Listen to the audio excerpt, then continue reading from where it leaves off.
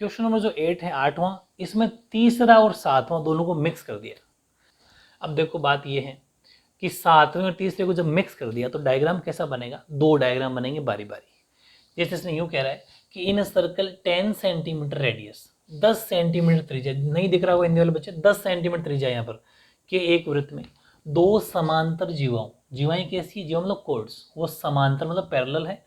एक की length 12 centimetre, एक की 16 सेंटीमीटर है, और उनके बीच की दूरी, distance between A B and C D, वो दे रखी है आपको।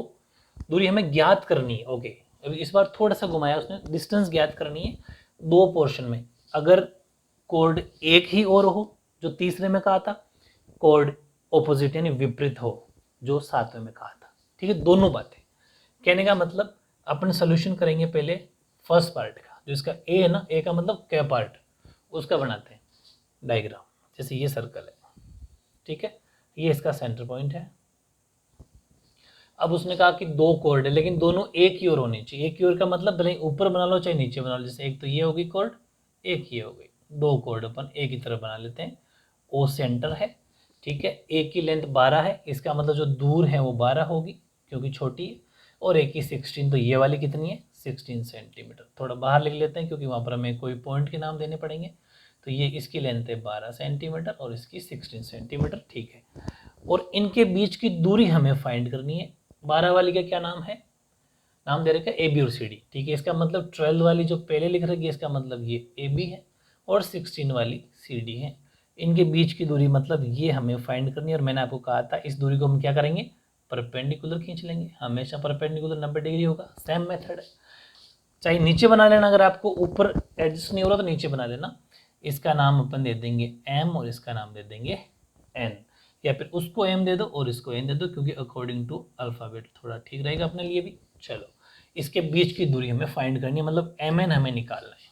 तो हमें दे क्या क्या रखा है, थोड़ा लिख लेते हैं। एक तो हमें दे रखा है length of chords, length of chords A B and C D are 12 centimetre and 16 centimetre respectively, ठीक है। ए बी व सी डी जीवाओं की लंबाई क्रमशः 12 सेमी व 16 सेमी सेंटीमीटर हैं, ठीक है। और इसके साथ ही दोनों आपस में पैरेलल भी हैं।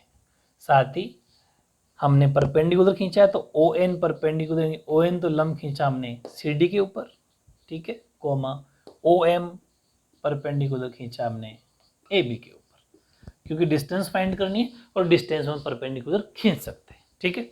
इसके बाद समझो, अब सेम टू सेम हमें फाइंड क्या करना है, दोनों के बीच की डिस्टेंस, यानी कि M N.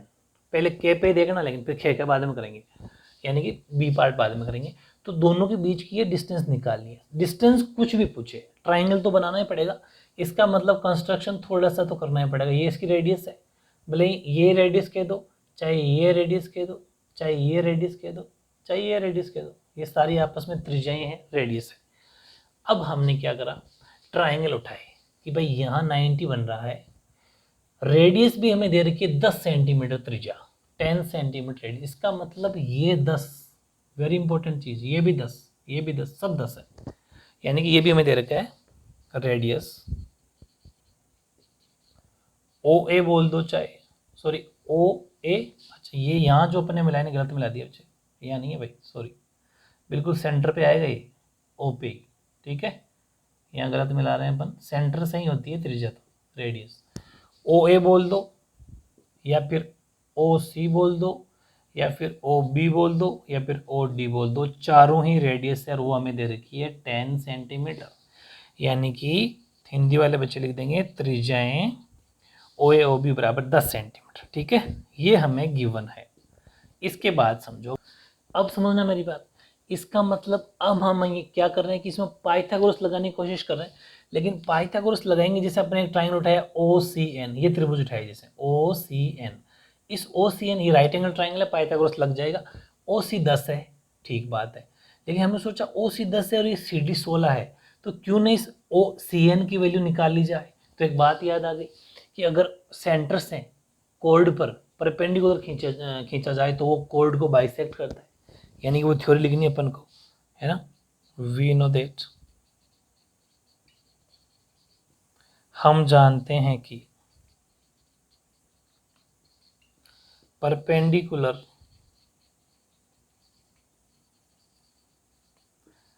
drawn from center bisect chords, ठीक है। यानी कि हम जानते हैं कि जीवा केंद्र से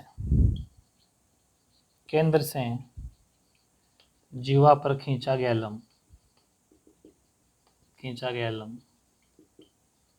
जीवा को समद्विभाजित करता है। जीवा, अब तो याद हो गया कि बहुत बार लिख चुके हैं, समद्विभाजित करता है।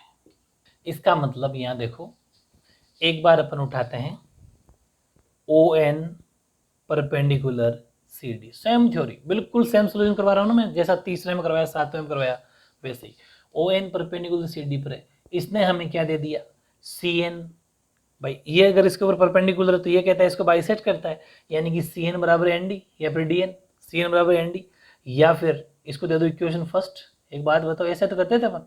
इसके मतलब मैं सी डी को क्या लिख सकता हूँ, पूरी सी डी को लिखा जा सकता है C N plus N D, यानी कि सी डी बराबर C N plus C N from equation first. Equation first कहता है कि एन डी को भी सी एन मान लो समीकरण 1 से, तो सी डी बराबर 1 सी एन और 1 C N 2 C N. C D कितना दे रखा है, यहाँ सी डी वैल्यू रख दो ना, सी डी दे रखा है 16 सेंटीमीटर, तो 16 बराबर 2 सी एन, ये अपॉन में आ जाएगा 2, तो कट के 8 सेंटीमीटर आ गई वैल्यू सी एन की। काफ़ी इंपॉर्टेंट चीज़ निकल के आ गई। सिमिलरली इसी प्रकार क्या चीज़, ओ एम परपेंडिकुलर है ए बी के ऊपर, बिल्कुल सही बात। इसका मतलब इसने हमें क्या दे दिया कि जितनी ए एम है उतनी एम भी है। बात समझ रहे हो। समीकरण 2, बताओ ए बी को क्या कहा जा सकता है, ए बी को कहा जा सकता है A M plus M B. A B बराबर A M plus A M, ये परमिशन किसने दी, इक्वेशन 2 ने, फ्रॉम इक्वेशन 2, यानी कि समीकरण 2 से। समीकरण 2 क्या कहता है कि ए एम बी बराबर है, तो एम बी को भी एम रख सकते हो, ठीक है। तो ए बी बराबर 1 ए एम और 1 A M 2 A M. A B की जगह वैल्यू रख दो, ए बी है 12, ठीक है, तो ए बी रख दिया 12, तो 12 और ये ए एम के साथ मल्टीप्लाई में दपोन में आ जाएगा, कट गया। 6 सेंटीमीटर आ गया ए एम की वैल्यू, बड़ी इंपॉर्टेंट चीज़ निकल के आ गई। सी एन आ गया 8, ए एम आ गया 6, यही तो निकालना था ताकि पाइथागोरस लगा सके, राइट। अब पाइथागोरस लगा देंगे बारी बारी दोनों ट्राइंगल में। एक बार ट्राइंगल ले लिया अपन ने, अच्छा वो ही लेंगे जिसमें वैल्यू आई थी, सी एन की वैल्यू आई थी ना, सी एन कहाँ पर है, सी एन, इसका मतलब ये ट्राइंगल लेंगे O C N, in right angle triangle, in right angled triangle O C N according to Pythagoras theorem. त्रिभुज या फिर समकोण त्रिभुज ओ सी एन में पाइथागोरस प्रमेय के अनुसार, पाइथागोरस क्या कहता है, ओ सी एन के अंदर ये या 90 तो सामने वाला कर्ण है, हाइपोटेन्यूज का स्क्वायर बराबर आधार यानी कि बेस का स्क्वायर प्लस ओ एन का स्क्वायर, सिंपल है। ओके, ओ सी की वैल्यू हमारे पास है 10 का स्क्वायर बराबर सी एन की वैल्यू अभी भी आई थी 8 का स्क्वायर, ठीक है, प्लस ओ एन का स्क्वायर, तो 10 का स्क्वायर 100 होता है बराबर 64 होता है ओ एन का स्क्वायर। तो आपको पता ही है, इधर लाएंगे तो माइनस का हो जाएगा 64 बराबर सिर्फ ओ एन का स्क्वायर बचा, यहाँ बच गया 36 ओ एन का स्क्वायर, और आपको बताइए स्क्वायर इधर आता है रूट में, तो ओ एन का ओ एन रह गया, स्क्वायर रूट में आ गया, तो ओ एन की वैल्यू कितनी आ गई, ओ एन की वैल्यू आ गई 6 सेंटीमीटर, ठीक है, बिल्कुल सही। ऐसा कैसा अपन ले लेंगे फिर triangle in right angled triangle. Next कौन सा ट्राइंगल है, अपन ने ओ सी एन ले लिया था, अब ए एम की वैल्यू आई थी ना, तो ए एम का मतलब ओ ए एम लेंगे अपन, O A M according to Pythagoras theorem. Hindi वाले बच्चे लिख देंगे समकोण त्रिभुज ओ ए एम पाइथागोरस प्रमेय के अनुसार थोड़ा एडजस्ट कर लेना। तो इसके अंदर ये हाइपोटेन्यूस है, कर्ण है, ओ ए का स्क्वायर बराबर आधार यानी कि बेस का स्क्वायर ए एम का स्क्वायर प्लस परपेंडिकुलर यानी कि लंब का स्क्वायर। ओ ए कितना है 10, ए एम कितना है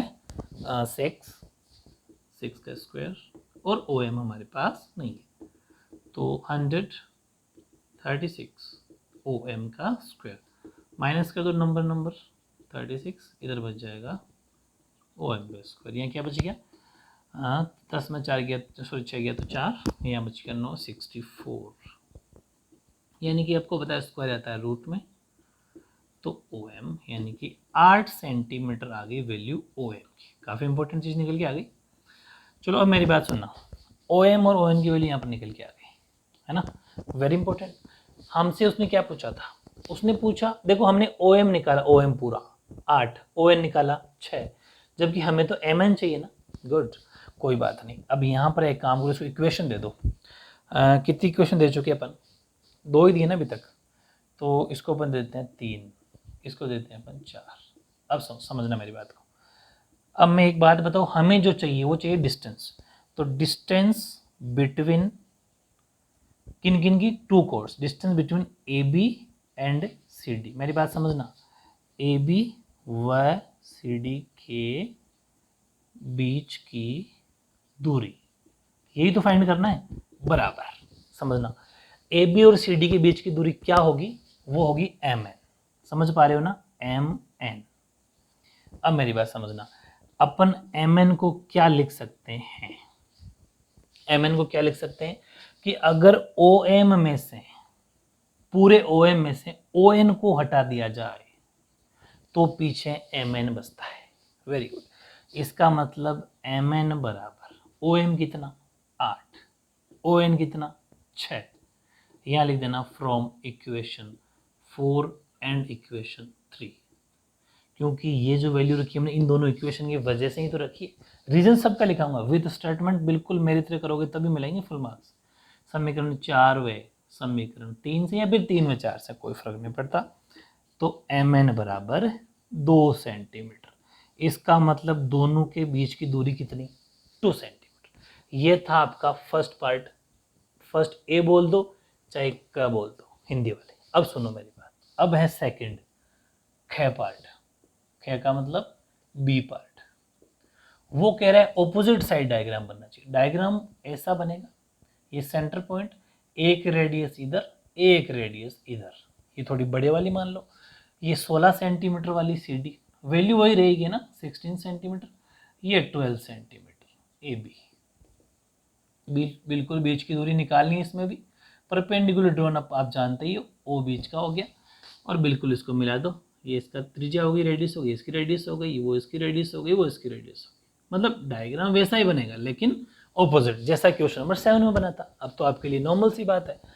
अब हमें निकालना है वापस वही डिस्टेंस, लेकिन इसमें ज़्यादा सोचने की जरूरत नहीं पड़ेगी, क्योंकि ए पार्ट की हेल्प हो जाएगी बी पार्ट में। कैसे, हमें निकालना वो ये बीच की डिस्टेंस, यहाँ हमें नाम देना है, इसको हमने ए बी वाले को नाम दिया था एम, ये 12 सेंटीमीटर है आपका डिस्टेंस यहाँ से लेके यहाँ तक की, और इसको हमने दिया था एन, ये 16 सेंटीमीटर है।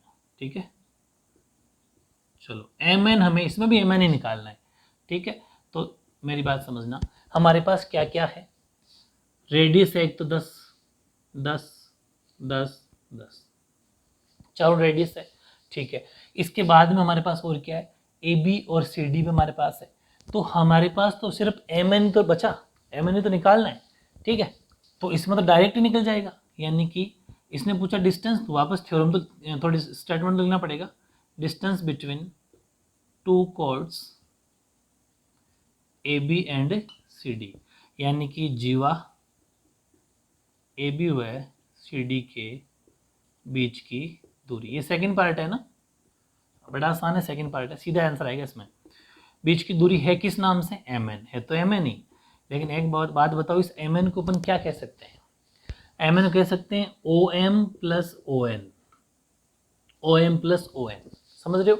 तो एक बात बताओ, एम एन बराबर कि फर्स्ट पार्ट के ही सेम टू सेम वैल्यू आएगी। यहां पर देखो मेरी बात समझना, चाहे इधर बनाओ चाहे इधर बनाओ, रेडियस दोनों में 10-10 रखी है इसने, समझ गए, और दोनों में कोड जीवा की लंबाई भी 12 और 16, 12 और 16 ही है। तो सीधी सी बात है, जब समकोण त्रिभुज राइट एंगल ट्राइंगल लगाओगे ना आप, तो देखो ये 8 8 होगी, तो 8 10, इसका मतलब 8 10, तो नेक्स्ट पेयर क्या आएगा, जो हमने यहाँ पर सी एन की जो इनकी वैल्यू निकाली थी ना अपन ओ एन की 6 और एम एन की 2, वो ही इसमें आएगी। इसलिए ये यहाँ पर लिखने की जरूरत नहीं है, सीधा आप लिख लेना ओ एम की वैल्यू 8 प्लस ओ एन की वैल्यू 6, समझ पा रहे हो। और रीजन ब्रैकेट में लिख देना फ्रॉम इक्वेशन 4 एंड इक्वेशन 3, समीकरण 4 व समीकरण 3 से। कुछ बच्चे सोच रहे होंगे फिर मतलब क्या है, मतलब कुछ भी नहीं है, डायग्राम अलग अलग बनने से क्या होता है, वैल्यू सेम है ना, और है समकोण त्रिभुज, पाइथागोरस लगाओगे तो निकल के तो यही आना है। इसलिए यही चीज यहाँ पर अप्लाई करनी है, बार बार नहीं निकालना, वरना पेपर में सिर्फ एक ही क्वेश्चन करके आओगे, टाइम तो ये निकल जाएगा। समझ पा रहे हो, ध्यान रखना, ये कुछ कॉमन सेंस होते हैं। तो 8 बराबर 8 और 6, सॉरी एम एन बराबर 14 सेंटीमीटर, 8 और 6 कितना हो गया 14। तो ये था आपका सेकंड पार्ट, काफ़ी important question, overall complete question number 8।